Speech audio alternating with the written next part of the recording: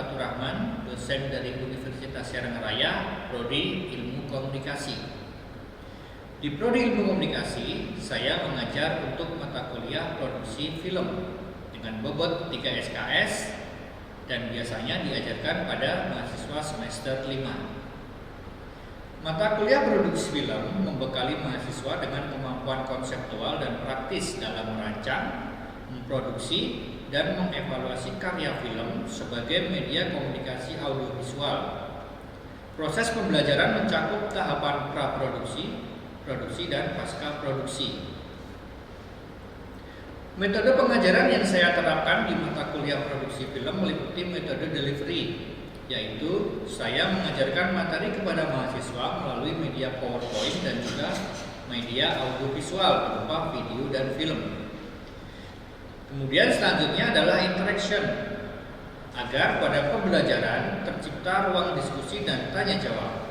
Selain itu, komunikasi berlangsung tidak hanya satu arah. Yang terakhir adalah metode assessment, yaitu saya memberikan penilaian kepada mahasiswa melalui tugas mingguan, kuis, UTS atau ujian tengah semester, dan UAS atau ujian akhir semester. Pada tugas, saya memberikan tugas paper di awal-awal pertemuan. Dan untuk tugas praktek, saya memberikannya di pertengahan semester dan akhir semester. Baik itu sifatnya individu maupun kelompok. Untuk CPMK dari mata kuliah produksi film meliputi yang pertama, mahasiswa mampu merancang dan menghasilkan karya film yang bertanggung jawab secara sosial, serta sesuai dengan norma hukum, norma sosial, dan etika profesi komunikasi. Yang kedua, mahasiswa mampu menjelaskan dan menerapkan konsep teoritis media komunikasi audiovisual dalam bentuk produksi film, termasuk karakteristik media elektronik dan media digital. Yang ketiga, mahasiswa mampu menunjukkan kinerja produksi film yang mandiri, bermutu, dan terukur melalui pengelolaan proses praproduksi, produksi, dan pasca produksi. Yang keempat, mahasiswa mampu merancang, mengimplementasikan, dan mengevaluasi program produksi film sebagai bentuk program komunikasi untuk mencapai tujuan tertentu. Untuk materi yang dibahas pada mata kuliah produksi film ini antara lain yang pertama adalah etika dan regulasi produksi film. Yang kedua adalah teori media audiovisual. Yang ketiga adalah ide, sinopsis, dan penulisan naskah. Keempat, manajemen praproduksi. Kelima, teknik sinematografi. Keenam, tata suara dan pencahayaan. Ketujuh, penyutradaraan dan manajemen produksi. Kedelapan, editing dan pasca produksi. Dan kesembilan adalah evaluasi dan distribusi film.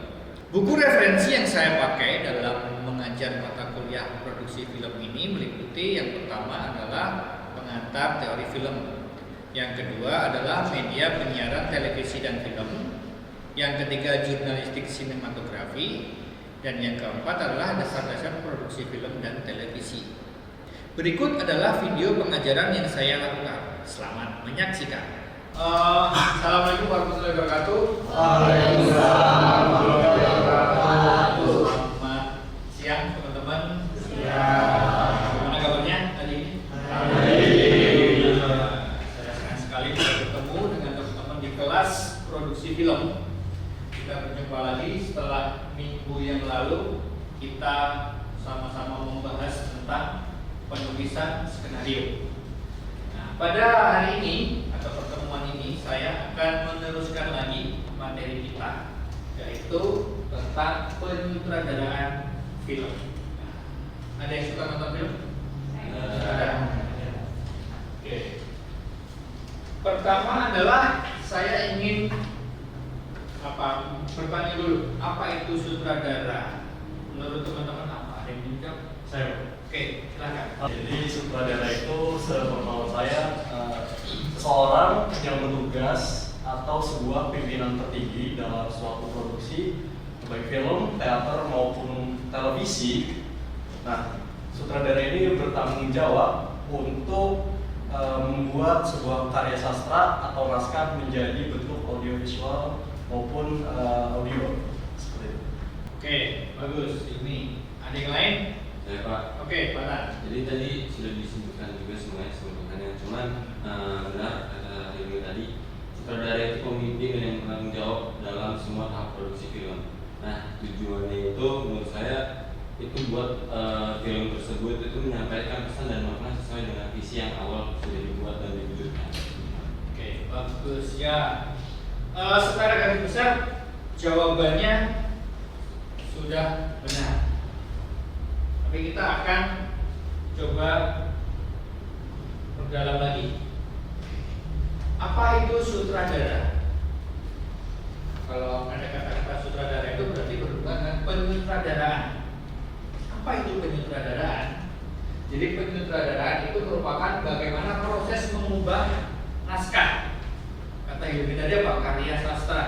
Ya, naskah itu termasuk karya tekstual, di mana mengubahnya dari yang tekstual itu menjadi sebuah karya audiovisual melalui apa? Pengambilan keputusan yang kreatif dan melalui tahapan teknis. Kemudian betul yang dikatakan kedua teman kita tadi, sutradara merupakan pemimpin kreatif yang dia bertanggung jawab untuk apa? Menerjemahkan cerita itu ke dalam bentuk visual dan juga audio, sehingga hasilnya nanti bisa dipahami dan dirasakan oleh si penonton atau audiensnya. Nah, itu tentang penyutradaraan.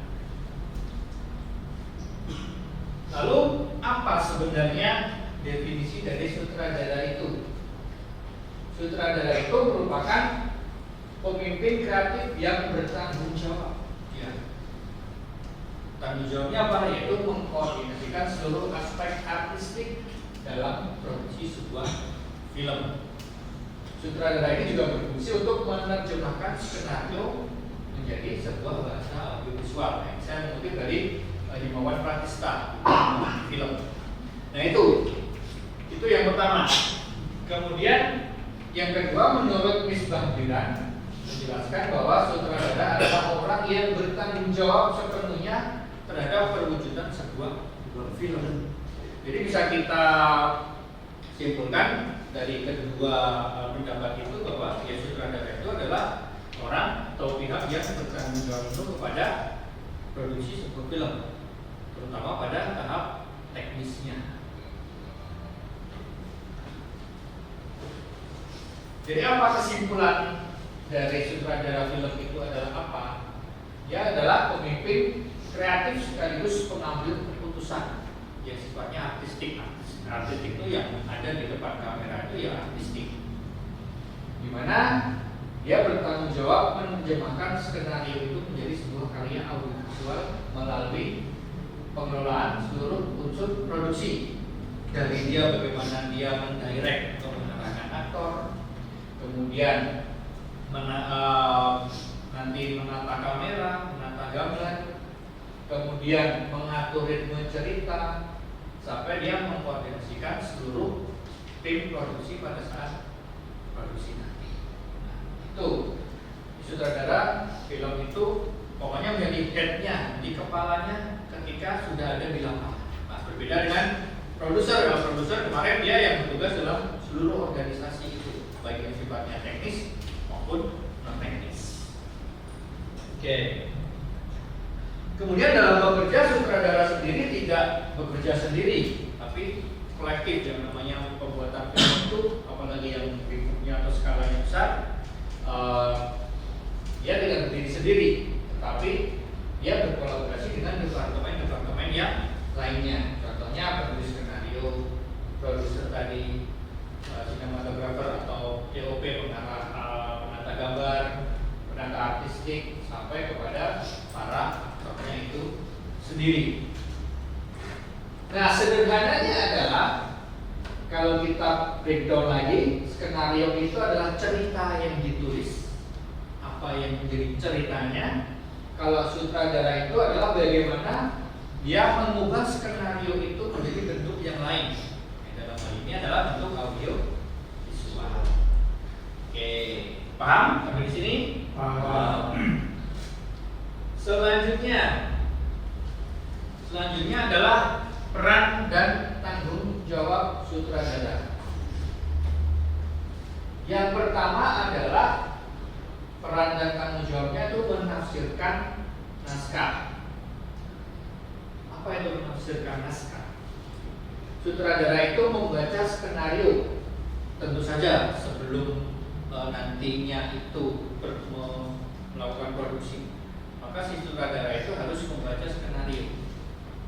Agar apa? Agar ya dia tahu lebih dalam tentang ini ceritanya tentang apa sih sebenarnya. Ceritanya misalkan mengenai tentang sedih. Kalau sedih itu bagaimana saya harus menyampaikan pesannya seperti apa. Kemudian emosinya yang ingin ditampilkan itu nanti seperti apa. Kemudian nanti gaya visualnya kalau film-film yang sedih itu seperti apa ya. Nah, kemudian berhubungan juga dengan tempo ceritanya. Nah, itu ada dalam peran dan tugas seorang sutradara untuk menafsirkan naskah. Dia harus tahu dulu istilahnya menyangkut dengan si ceritanya. Bagaimana sutradara itu bisa menghasilkan film yang bagus, yang sesuai dengan apa yang ada di skrip atau di naskah kalau dia tidak memahami ceritanya. Banyak yang mungkin film-film itu ya asal jadi aja, tapi tidak punya taste-nya nggak ada. Mau sebagus apapun gambarnya, ketika sutradara itu tidak mampu memahami ceritanya, ya filmnya akan garing, dan itu banyak terjadi. Nah, itu yang pertama, yaitu menafsirkan naskah tadi. Kemudian sutradara juga punya peran dan tanggung jawab menentukan visi artistiknya, visinya ya, bukan artistiknya ya. Jadi visi artistik itu bisa meliputi yang pertama tone warnanya, kemudian moodnya seperti apa, kemudian komposisi gambar dan jenis pencahayaan. Nah, kita akan bahas. Yang pertama adalah tone warna. Misalkan setelah membaca naskah tadi, dia akan tahu filmnya sedih. Kalau sedih itu biasanya apa? Biru-biruan, kehijau-hijauan, ya kan? Kalau ini filmnya action, marah atau yang berhubungan dengan semangat, itu berarti apa? Merah-merah, langston, kuning.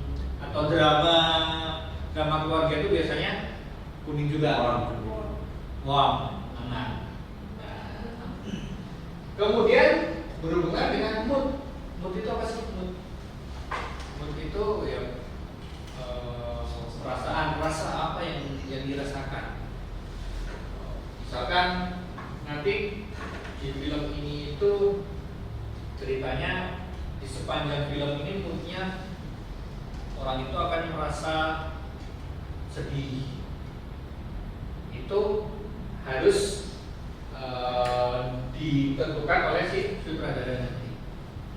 Karena apa? Itu yang menjadi rule produksinya. Jangan sampai lepas itu. Kalau sampai lepas, tentu saja moodnya nanti juga akan hilang. Kemudian yang berhubungan dengan komposisi gambar, si sutradara walaupun dia tidak berada di belakang kamera, itu dia harus tahu, ada planning di kepalanya. Sudah ada, setelah ini, setelah mengambil ini, saya akan mengambil adegan ini dengan pengambilan gambar ini misalkan. Kemudian setelah komposisi gambar itu juga ada jenis pencahayaannya. Dia juga yang menentukan visinya. Kalau sedih itu berarti saya membutuhkan lampu dengan pencahayaan seperti apa. Misalkan kalau misalkan syuting di dalam ruangan, dia udah punya bayangan. Kalau ketika scene dia sedih, itu nanti lampunya hanya akan spot aja. Lampunya nuansanya nanti berwarna apa. Nah, itu sudah ada di pikiran si sutradara tadi. Itu menentukan visi artistik. Kemudian tentu saja ini yang paling penting, mengarahkan si aktornya. Gimana aktor bisa acting kalau Di mana dalam hal ini sutradara itu membantu si aktor atau pemeran itu untuk memahami apa sih sebenarnya karakter yang dia perankan itu. Kemudian latar belakang dari penokohannya seperti apa. Misalkan apa yang sangat itu. Misalkan karakter orang yang inilah kejam lah. Oh gimana? Kenapa dia dulu kejam?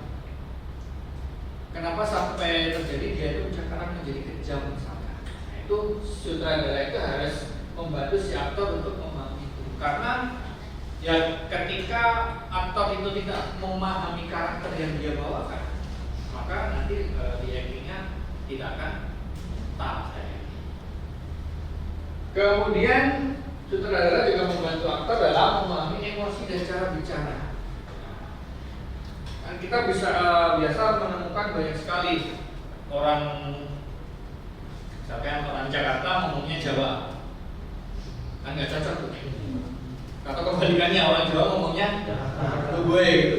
Kayak saya pasti medok, pasti kelihatan. Nah itu tugas sutradara adalah apa?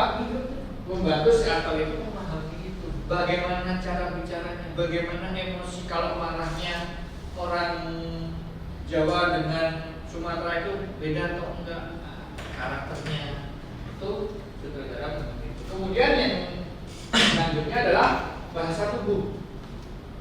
Bahasa tubuh itu adalah ketika sutradara itu nanti dia mengarahkan si aktor dengan adegan-adegan yang tidak perlu dialog, tapi hanya misalkan apa, mimik wajah untuk mengembangkan perasaan, atau gerakan anggota tubuh. Nah, itu kan di film banyak sekali seperti itu. Nah, itu tugas dari seorang sutradara, perannya di dalam mengarahkan aktor. Ini yang paling penting. Kemudian yang terakhir adalah mengarahkan seluruh tim produksi. Nah, yang pertama sutradara memastikan seluruh departemen bekerja menuju tujuan visual yang sama. Harus disatukan visinya dulu. Contohnya, jika adegan ini terasa sunyi dan kesepian, kamera apa? Menggunakan apa? Shot misalkan. Kemudian lightingnya dibuat redup. Kemudian gimana dengan scoringnya atau musiknya? Musik ya tidak perlu musik yang rame. Kemudian propertinya dibuat yang sederhana untuk menunjukkan kekosongan. Nah, semacam itu.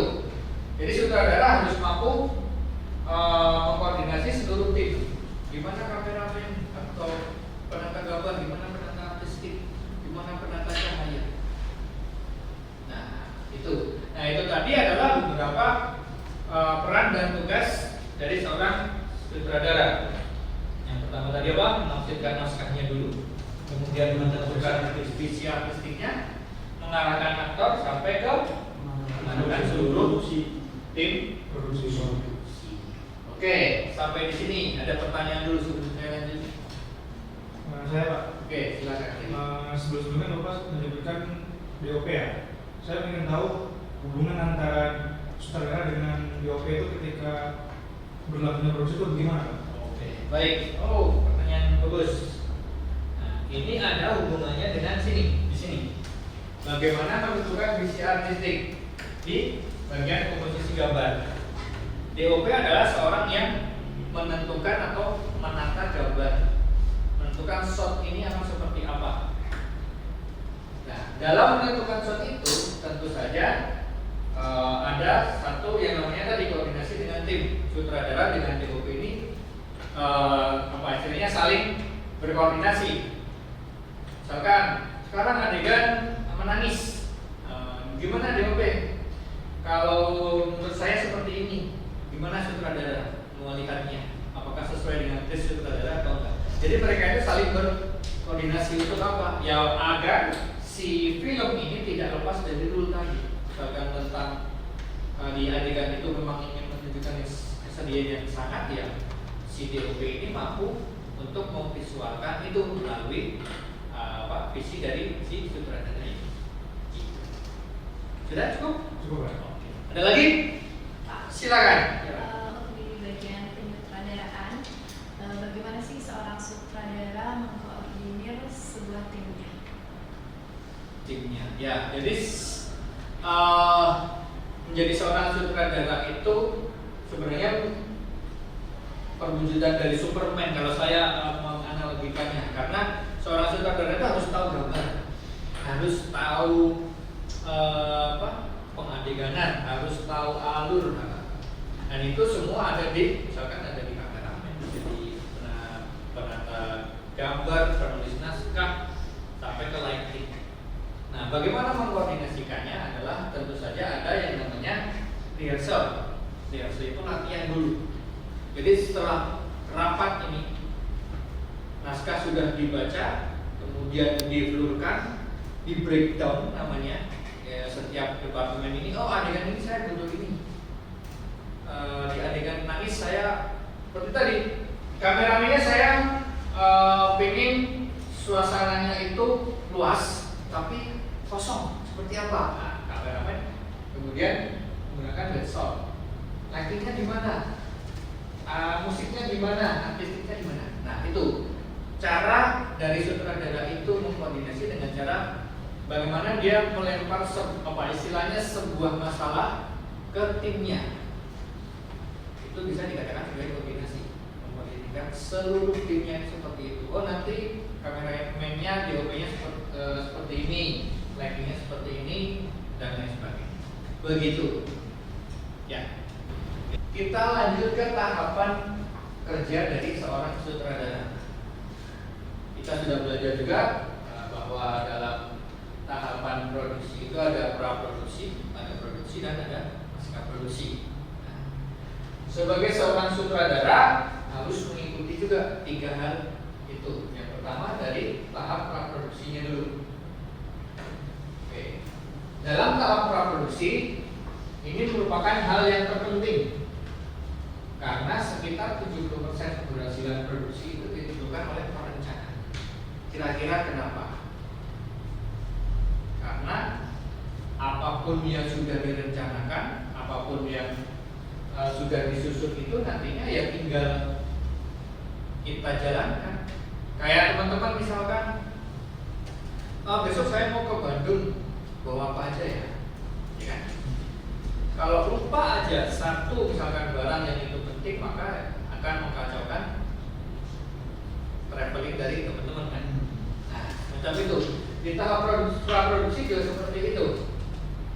Jadi sutradara ini memastikan bahwa nantinya ketika produksi itu semua akan berjalan dengan lancar, tidak ada kendala apapun. Dengan cara apa? Ini membaca skenario berulang-ulang, memahaminya, kemudian melakukan breakdown tadi, breakdown setiap adegannya. Oh, di adegan A harus ada properti ini, harus ada lighting ini. Nah, itu bersama tim nanti. Itu apa? Yang memastikan bahwa tidak ada yang terlewatkan. Kemudian pada tahap praproduksi, si sutradara ini juga menentukan konsep visualnya seperti apa. Sudah ada di sini, sudah ada di otak. Tapi biasanya ada catatan kecil ya, kemudian membuat director's treatment ya. Treatment itu ya catatan itu. Oh, dia tidak lupa adegan scene di sawah harus ada ini. Nah, itu tugas sutradara pada tahap praproduksi. Kemudian selain itu ada yang namanya menyusun shortlist. Kemudian menentukan blocking pemain. Blocking pemain itu kalau dia teater ada booking juga ya di teater ya. Posisi. Seperti kata itu dari posisi pemain. Kalau nanti kamera di sini jangan sampai aktornya kelewat, nanti bisa out frame. Nah, itu namanya blocking. Kalau jatuh jangan terlalu jauh ya, nanti takutnya malah out frame. Kemudian di tahap ini juga ada casting. Casting itu apa istilahnya, mencari pemerannya yang cocok, yang seperti apa, yang sesuai dengan si naskah. Kemudian reading itu latihan hampir sama, tetapi dia masih off camera, off cam, berarti nggak butuh kamera, tapi tujuannya untuk apa? Membangun chemistry. Misalkan Fatan dengan Hilmi, mereka akan berduetting nih. Nah, saya lihat dulu mereka ini seperti apa. Nah, itu namanya reading. Untuk apa? Untuk mendalami memang benar-benar karakter, dialognya seperti apa tadi. Kemudian gaya bicaranya seperti apa. Nah, baru setelah itu ada rehearsal. Rehearsal itu latihan menuju sebelum syuting. Nah, kalau dari sini kita bisa lihat betapa matangnya praproduksi itu. Seharusnya kalau ini sudah lengkap, sudah aman, berarti nanti di saat tahap produksi maka akan mudah. Nah, kemudian di tahap produksi si sutradara ini harus apa saja? Yang pertama juga mengarahkan pemain, masih mengatur blockingnya seperti apa. Kemudian mengontrol tempo setiap adegan dalam filmnya. Dan yang tidak kalah penting ini memastikan continuity. Continuity itu kesinambungan. Jangan sampai misalkan dalam satu adegan karena mungkin saat itu tidak memungkinkan diambil dalam satu hari, beda hari, tapi kok dari warna bajunya warna hijau jadi warna biru misalkan, itu kan nggak continuity. Padahal masih dalam satu adegan. Kemudian yang selanjutnya adalah memastikan visi artistik tetap berjalan. Kalau ada sebuah kasus seperti ini, seorang aktor terus terlihat kaku saat ada adegan sedih, apa yang sebaiknya dilakukan oleh si sutradara? Siapa yang menjawab? Oke, silakan Mas. Sutradara bisa memberikan ruang improvisasi untuk aktornya, terus juga bisa membangun ruang lingkup di membangun suasana di lokasi syuting. Terus juga sutradara bisa memberikan spesifikasi si aktor gitu, maksudnya peran sedihnya seperti apa. Betul apa yang dikatakan oleh Majid. Memberikan ruang improvisasi, menjelaskan motivasi karakternya itu seperti apa. Nah, itu nanti akan membantu si aktor itu, oh ternyata misalkan sedihnya itu seperti ini ya, atau sampai ke melakukan latihan. Begitu teman-teman, untuk materi hari ini. Ada pertanyaan lagi? Tidak ada? Oke, kalau tidak ada saya akan akhiri dengan sebuah kesimpulan. Jadi sutradara itu berperan sebagai pemimpin kreatif yang menghubungkan seluruh elemen produksi menjadi sebuah karya audiovisual yang utuh. Keberhasilan kesutradaraan tidak hanya ditentukan oleh kemampuan teknisnya saja, tapi juga oleh kepemimpinan, komunikasi, bagaimana pemahaman terhadap ceritanya, kemudian bagaimana teamworknya, dan kepekaan terhadap aspek artistik dan emosional dari sebuah film itu sendiri. Oke, untuk lebih nanti bisa menjadi bahan bacaan, teman-teman bisa membaca buku-buku berikut. Ada Pratista Inomo memahami film, kemudian ada penyutradaraan dan dasar-dasar produksi film. Kalau tidak ada pertanyaan, saya akan akhiri untuk pertemuan hari ini. Semoga teman-teman tetap sehat, jaga kesehatannya. Kita akan ketemu minggu depan di materi selanjutnya. Saya akhiri. Assalamualaikum warahmatullahi wabarakatuh. Waalaikumsalam warahmatullahi wabarakatuh.